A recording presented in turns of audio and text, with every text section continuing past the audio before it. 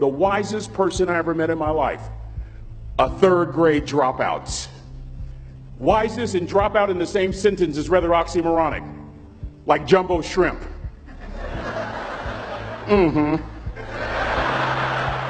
Like fun run, ain't nothing fun about it. Like Microsoft Works, y'all don't hear me. I used to say like country music, but I've lived in Texas so long, I love country music now. I hunt, I fish, I have cowboy boots and cowboy. Y'all, I'm a black neck redneck. Do you hear what I'm saying to you? No longer oxymoronic for me to say country music. And it's not oxymoronic for me to say third grade and dropout. That third grade dropout, the wisest person I ever met in my life, who taught me to combine knowledge and wisdom to make an impact, was my father. A simple cook. Wisest man I ever met in my life. Just a simple cook. Left school in the third grade to help out on the family farm, but just because he left school doesn't mean his education stopped. Mark Twain once said, "I've never allowed my schooling to get in the way of my education." My father taught himself how to read, taught himself how to write, decided in the midst of Jim Crowism, as America was breathing the last gasp of the Civil War, my father decided he was going to stand and be a man. Not a black man, not a brown man, not a white man, but a man. He literally challenged himself to be the best that he could all the days of his life. I have 4 degrees. My brother is a judge. We're not the smartest ones in our family.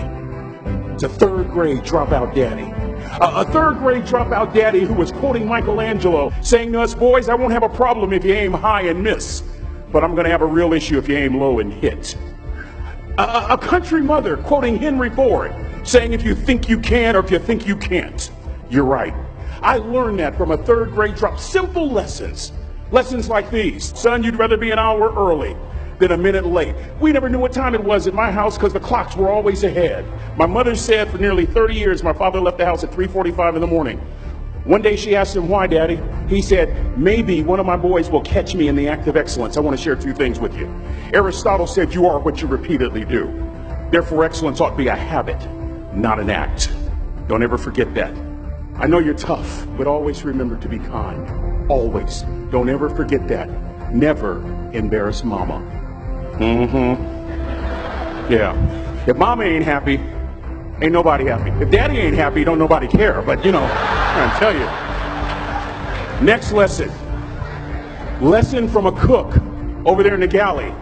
Son, make sure your servant's towel is bigger than your ego. Ego is the anesthesia that deadens the pain of stupidity. Y'all might have a relative in mind you want to send that to. Let me say it again. Ego is the anesthesia that deadens the pain of stupidity. Pride is the burden of a foolish person. John Wooden coached basketball at UCLA for a living, but his calling was to impact people. And with all those national championships, guess what he was found doing in the middle of the week? Going into the cupboard, grabbing a broom, and sweeping his own gym floor. You want to make an impact? Find your broom.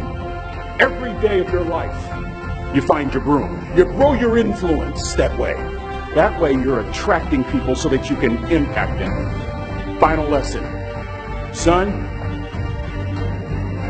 if you're going to do a job, do it right. I've always been told how average I can be. Always been criticized about being average. But I want to tell you something.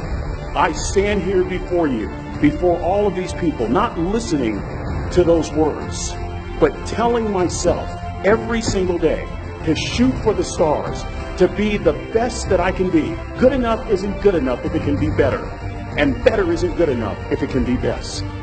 Let me close with a very personal story that I think will bring all this into focus.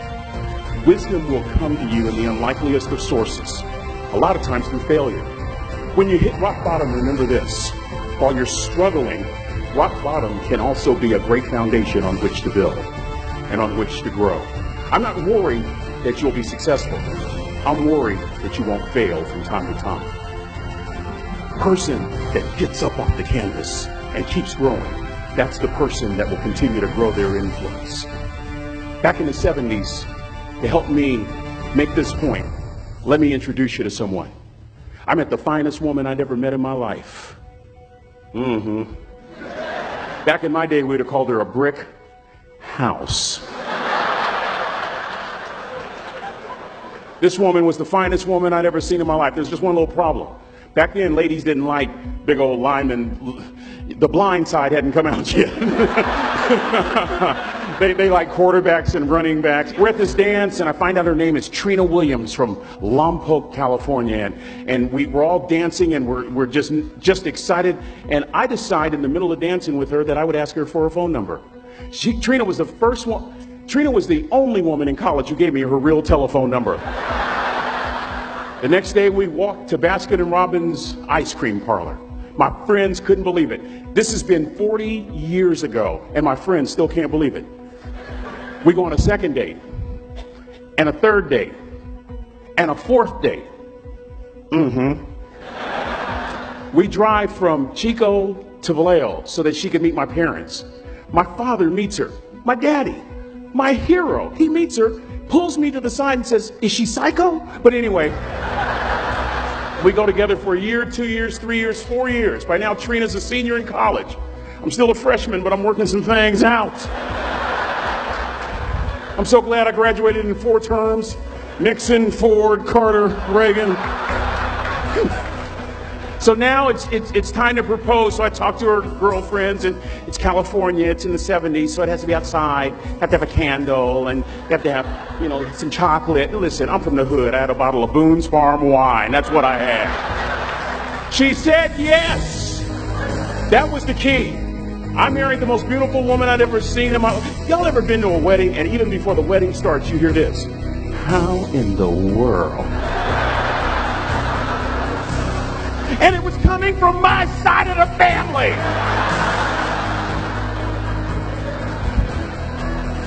We get married, we have a few children, our lives are great. One day, Trina finds a lump in her left breast. Breast cancer. 6 years after that diagnosis, me and my 2 little boys walked up to Mommy's casket. And for 2 years, my heart didn't beat. If it wasn't for my faith in God, I wouldn't be standing here today. If it wasn't for those 2 little boys, there would have been no reason for which to go on. I was completely lost. That was rock bottom. You know what sustained me? The wisdom of a 3rd grade dropout. The wisdom of a simple cook. We're at the casket. I'd never seen my dad cry. But this time I saw my dad cry. That was his daughter. Trina was his daughter, not his daughter-in-law. And I'm right behind my father, about to see her for the last time on this earth. And my father shared 3 words with me that changed my life right there at the casket. It would be the last lesson he would ever teach me. He said, "Son, just stand. You keep standing. You keep standing. No matter how rough the sea, you keep standing." And I'm not talking about just water. You keep standing. No matter what, you don't give up. And as clearly as I'm talking to you today, these were some of her last words to me. She looked me in the eye and she said, "It doesn't matter to me any longer how long I live. What matters to me most is how I live." I ask y'all one question, a question that I was asked all my life by a 3rd grade dropout. How you living? How you living? Every day, ask yourself that question, how you living? Here's what a cook would suggest you to live this way. That you would not judge. That you would show up early. That you'd be kind. That you'd make sure that that servant's towel is huge and used. That if you're going to do something, you do it the right way. That cook would tell you this, that it's never wrong to do the right thing. That how you do anything is how you do everything. And in that way, you will grow your influence to make an impact. In that way, you will honor all those who have gone before you, who have invested in you. Look in those unlikeliest places for wisdom. Enhance your life every day by seeking that wisdom and asking yourself every night, how am I living? May God richly bless y'all. Thank you for having me.